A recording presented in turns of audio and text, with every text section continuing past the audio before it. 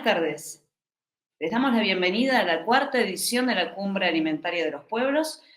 Me encuentro en este momento en Ciudad de México grabando junto con mi colega Mercedes López y aquí estamos presentando la edición de América Latina dedicada a México.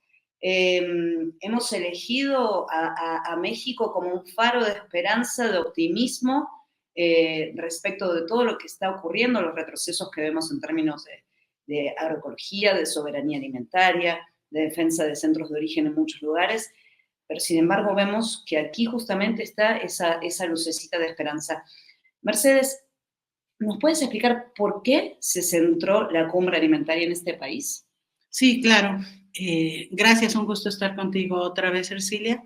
Justamente porque se está dando una batalla crucial en estos momentos para la defensa de la soberanía alimentaria. Consideramos que esta batalla pues va a definir también la defensa de muchos centros de origen de muchos alimentos en el mundo y en México pues desde las comunidades campesinas, desde las organizaciones civiles, desde la ciencia comprometida con la sociedad y desde el gobierno, estamos dando una batalla por defender los maíces nativos, México como centro de origen y diversificación permanente. Justamente hay que decir que estamos en un proceso de controversia. Estados Unidos ha demandado al gobierno de México por negarse a utilizar estos maíces amarillos genéticamente modificados que México importa de Estados Unidos en la alimentación, lo cual implicaría pues problemas muy graves que conocemos ya de salud para la población mexicana. Aquí desayunamos, comemos, cenamos maíz, sobre todo con tortillas, y en medio también a veces las botanas vienen de maíz, ¿no? Entonces es una defensa de la decisión soberana que se compra, pero ¿para qué se utiliza? Y aquí se está violentando este derecho o se pretende violentar por Estados Unidos. Está esta defensa, está la defensa de la ciencia comprometida con la sociedad desde CONACYT, que está demostrando a través de toda una serie de investigaciones los daños, pero que hay también alternativas, bioinsumos naturales, sin necesidad de usar glifosato y semillas genéticamente modificados. Desde la demanda colectiva maíz estamos también defendiendo y tenemos una medida precautoria que impide la siembra comercial de maíz genéticamente modificado en el centro de origen hace 11 años. Y quiero cerrar esta parte diciendo pues que desde las comunidades campesinas, las comunidades indígenas, con hombres, con mujeres, se hace resistencia todos los días porque se sigue sembrando milpa, pues que es la base de una alimentación sana, natural, holística, integral. Y bueno, seguimos en la resistencia. Qué bueno que están aquí.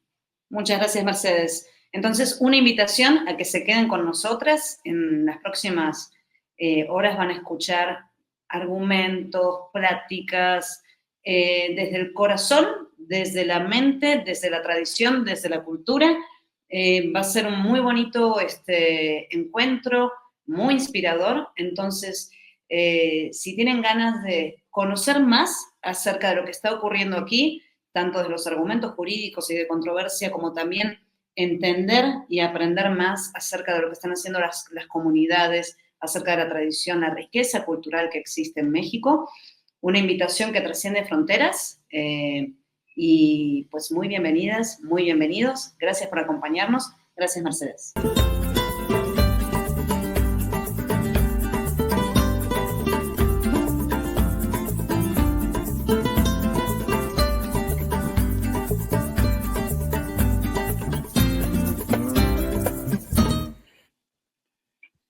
Pues muchas gracias por seguir aquí acompañándonos en esta transmisión del Día Mundial de la Alimentación que presentamos desde Regeneración Internacional de manera alterna.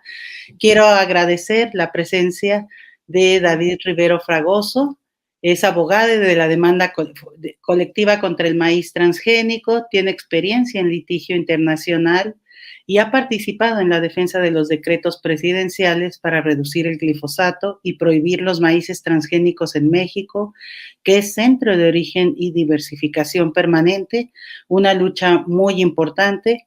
Asimismo, participó como persona experta desde sociedad civil en las controversias de Estados Unidos contra México por negarse a utilizar maíz amarillo genéticamente modificado en la masa para diversos productos alimenticios. Gracias, David, por acompañarnos, por estar aquí. Es un placer que nos, pues, apoyes en esta entrevista, que des tu voz también para la gente de América Latina y el mundo que está escuchando esta transmisión.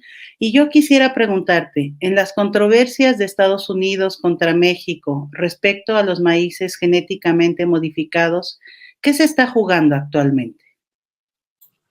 Bueno, ahorita con la controversia que estamos viviendo aquí en México con Estados Unidos respecto a la prohibición que hay sobre maíces genéticamente modificados, o como lo dice el propio TEMEC, maíces de biotecnología agrícola, lo que está en juego es mucho.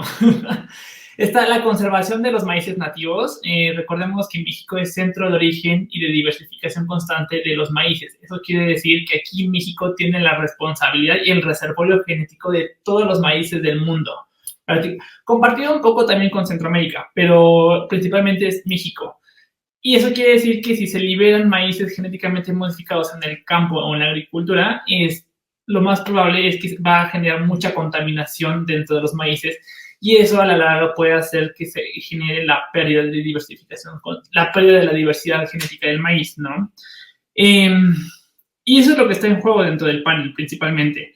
El panel inició el año pasado, en agosto del año pasado, con una demanda de Estados Unidos bajo el argumento de que México, bueno, recordemos que el panel inició principalmente porque México emitió un decreto en febrero de 2023 que prohíbe la siembra de maíz genéticamente modificado en el campo, y además prohíbe la importación de maíz genéticamente modificado para la alimentación humana de forma directa, pues sobre todo para masa de tortilla, que es esta que se nixtamaliza, y permite la importación de maíz para alimentar al ganado. Pero alimentar al ganado y para la industria. Pero además establece una obligación para el Estado de realizar una sustitución gradual de estos maíces y de estas importaciones. O sea, de tal forma que ya no importemos ni produzcamos maíz genéticamente modificado. Actualmente, legalmente, no se produce maíz genéticamente modificado en México, pero sí se importa bastante. Al menos una tercera parte del maíz que se consume en México es importado, y de ese que se importa, casi el 100% es maíz genéticamente modificado. Y este decreto lo que busca es que al menos este maíz no termine ni en el campo ni en nuestra alimentación, ¿no? Porque hasta el día de hoy no hay total certeza sobre los daños que puede generar el consumo diario de este maíz. México es el principal consumidor de maíz en alimentación. O sea, aquí en México lo consumimos todas las personas en todas las etapas de la vida, desde el nacimiento hasta la muerte, mínimo 3 veces al día, todo el tiempo, ¿no? Y al día de hoy no hay evaluaciones de riesgo ni estudios científicos que establezcan cuáles son los verdaderos riesgos o cuáles son los daños que se pueden generar por este tipo de consumo. Todos son consumos de acuerdo a otros hábitos de consumo, por ejemplo, los de Estados Unidos, que en Estados Unidos el maíz se utiliza más como botana o no se consume de forma directa, es más para ganado. De hecho, más del 90% del maíz que se produce allá es para alimentar el ganado. O sea, es el maíz amarillo, alto en almidones, que sirve justo para engordar, ¿no? Y para producir azúcar, bueno, edulcorantes. En el caso o aceites. Y en el caso de México no es así. En el caso de México, el maíz se consume de forma directa aporta casi la mitad del contenido calórico, del consumo calórico de las personas, del consumo calórico diario. Y además también aporta algo así como el 30% de las proteínas que requieren las personas en su día a día, ¿no? Entonces, aquí es un alimento fundamental. Y eso es lo que está en juego. Pues mucho está en juego, ¿no? En estas controversias.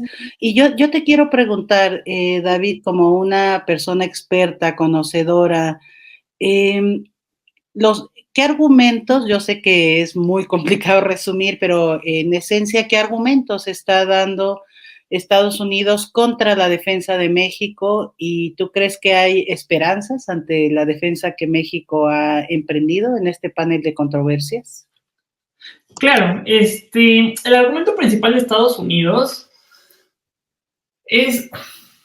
Sí, es complejo, pero se puede resumir prácticamente en que Estados Unidos alega que México no tiene los estudios, ni tiene pruebas científicas, ni tiene la evidencia científica para determinar que el maíz genéticamente modificado genera un daño a la salud y al medio ambiente.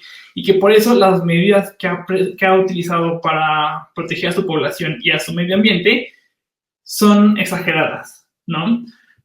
Aquí al final es un tema muy complejo. ¿Por qué? Porque Estados Unidos pareciera que ningún estudio científico que presente cualquier otro país, sobre todo los países del sur global, así tenga muy buena base científica, muy buena metodología, se haya recabado muy bien las muestras, se haya realizado todo muy bien. Nunca una prueba que se genere en el sur global o en México va a ser suficiente para Estados Unidos para demostrar que puede generarse un daño, ¿no? Porque en la argumentación de Estados Unidos, y eso lo podemos ver en los escritos legales, es que si un premio Nobel no lo dijo, si una universidad con nombre rimbombante de los Estados Unidos no dijo que eso puede generar un daño, no es una prueba, no es información que va a ser válida para Estados Unidos. Lo cual esto es una falacia que se llama la falacia es la falacia de autoridad, en donde solamente ciertas personas o ciertas instituciones tienen la aprobación para poder como peritos, ¿verdad? Para poder ser peritos o poder generar información o pruebas científicas, ¿no? Y de hecho, esto dentro de la propia filosofía se llama violencia epistémica, en donde solamente ciertas personas son capaces de producir pruebas científicas o generar ciencia, porque la única ciencia que se admite es la ciencia de los Estados Unidos, pero no se admite ninguna otra ciencia. Y esto es lo que está de fondo. Y además, Estados Unidos quisiera que... Esto es lo absurdo. Estados Unidos le está pidiendo a México que México demuestre que el maíz que le está comprando a Estados Unidos hace daño. Eso es en el mundo macro. Si lo pasamos al mundo micro, prácticamente lo que nos está pidiendo es como si nosotros fuéramos a la verdulería, a la carnicería, como personas consumidoras, y fuéramos con nuestro marchante de preferencia, le dijéramos, y que nosotros, consumidores, tuviéramos que demostrarle a la persona que nos está vendiendo nuestras verduras que las verduras que ella nos está vendiendo son seguras. Es absurdo, o sea, así es el argumento de los Estados Unidos. Quieren que las personas consumidoras, que quien consume, demuestre que lo que va a consumir es seguro, cuando Estados Unidos, quien tiene toda la información, porque ellos son quienes producen los OGMs, ellos son quienes tienen los datos sobre los efectos que pueden tener y tienen las herramientas para hacer la trazabilidad de cómo se mueven estos OGMs entre su campo y en el comercio. No, es que tiene toda la comodidad de no tener que hacer esto.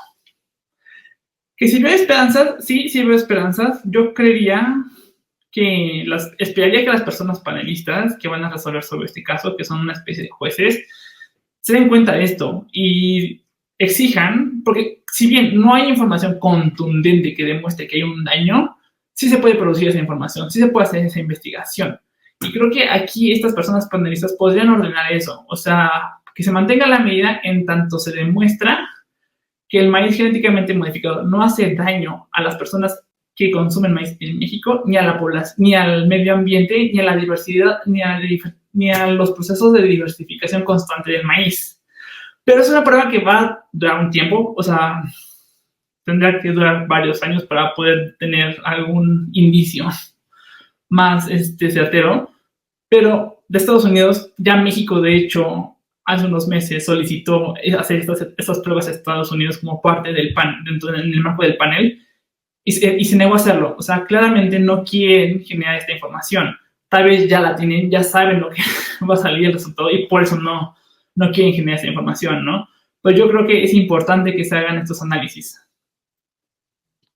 Claro, y bueno, muy, muy interesante lo que nos cuentas, David, porque esta clasificación que haces muy certera de violencia epistémica, ¿no? Cómo la ciencia está controlada por estas grandes naciones, las publicaciones de lo que ellos consideran ciencia y la orientación, ¿no? Que también tiene un conflicto de intereses. Y esta otra parte de la carga de la prueba que ellos como vendedores deberían de tenerla y demostrar, y cómo quieren voltear, ¿no? Esta falta de ética también, y donde los intereses económicos son lo que prevalece, ¿no? En ese sentido hay mucho en juego actualmente, y yo quisiera que tú nos comentaras, David, ¿qué se debe hacer para una defensa más consistente, pero también desde América Latina y desde otras regiones que están viviendo este embate de las empresas transnacionales para contaminar sus semillas, sus cultivos nativos, para apropiarse de los bienes comunes? Qué llamado haces tú a las gentes que nos están escuchando de México y de otros países también para tener una defensa más firme, pues como países del sur global ante estos monstruos? Pues bueno, ¿qué defensa? Es una gran pregunta. Tomando en cuenta que, por ejemplo, los tratados de libre comercio son tratados que están destinados a beneficiar a las grandes empresas y a los países con mayor poder económico, yo diría que, irnos por la vía jurisdiccional no es la mejor vía, sobre todo por la forma en cómo están diseñados, ¿no? La lógica que traen el propio diseño de estos instrumentos, que de hecho, pero aún así traen herramientas de defensa. Lo que yo creo que las estrategias tienen que ser más de resistencia y resistencia de los propios gobiernos y de la propia sociedad, de las personas consumidoras. Por ejemplo, el tema de establecer políticas públicas para apoyar el campo. Creo que el campo está, al menos en México, y sé que en Latinoamérica también, el campo está abandonado. O sea, el campo, quienes se dedican al campo, es nada más por amor al campo, por pura necesidad, pero necesidad que no las va a sacar de la pobreza. Y creo que los gobiernos deberían entender que el campo podría ser un instrumento para sacar de la pobreza a las personas, ¿no? Pero para eso se requiere apoyo, se requiere capacitación, se requiere escuchar a la gente que trabaja en el campo y las necesidades que esas personas tienen. Y es algo que los estados no han hecho y que no sé si de hecho les interesa hacerlo, ¿no? Y la otra cuestión es, en cuanto a las importaciones o a nuestros propios, al consumo que realizamos de alimentos, por ejemplo, estos 20 millones de toneladas que importa México, en realidad no es maíz que se va a utilizar para consumo humano. O sea, es una cantidad enorme de maíz, pero es maíz que va a ser utilizado para alimentar al ganado, ganado para producir carne, carne que va a ser producida para exportación o para consumo interno. Pero, porque muchos se han propuesto de si debemos sustituir, producir más maíz. Producir más maíz también le haría mucho daño al campo mexicano, porque sería en grandes extensiones de campo y se requiere producir también otro tipo de alimentos, no solo maíz, sino que requerimos tener una alimentación mucho más diversa. Esta forma de producción lo único que hacen es generar para alimentar ganado. Y de esta forma creo que también tendríamos que pensar qué tanta carne realmente se necesita consumir y qué tanto se debe producir para alimentar ganado o para hacer biocombustibles, como le llaman, ¿no? Que eso también en la larga no son tan ecológicos como parecían. Los biocombustibles no son ecológicos, porque requieren grandes extensiones de tierra, grandes cantidades de agua y la utilización de grandes cantidades de herbicidas. Entonces, creo que ahí repensar otra vez cómo vamos a nuestros hábitos de consumo también, como una forma de resistencia. Claro, este es un tema fundamental, los hábitos de consumo que pueden orientar o desalentar también cierto tipo de producción de alimentos. Pues muchísimas gracias, David, por compartir pues toda tu riqueza. Hay que decir que pues es una persona muy joven, David, pero súper experta. Es un equipo de jurídico en México muy joven, pero que se ha especializado en todos estos temas de defensa de biodiversidad, que no eran tan conocidos, de defensa de los bienes comunes. Y bueno, qué importante que tengamos este equipo, este tejido. Y pues hay una página web también de la demanda colectiva contra el maíz transgénico, donde se pueden consultar muchas de estas estrategias para otros países. David, muchísimas gracias por compartir con el auditorio y bueno, seguimos aquí en esta transmisión. Gracias a ustedes por la oportunidad y el espacio para platicar sobre estos temas tan importantes.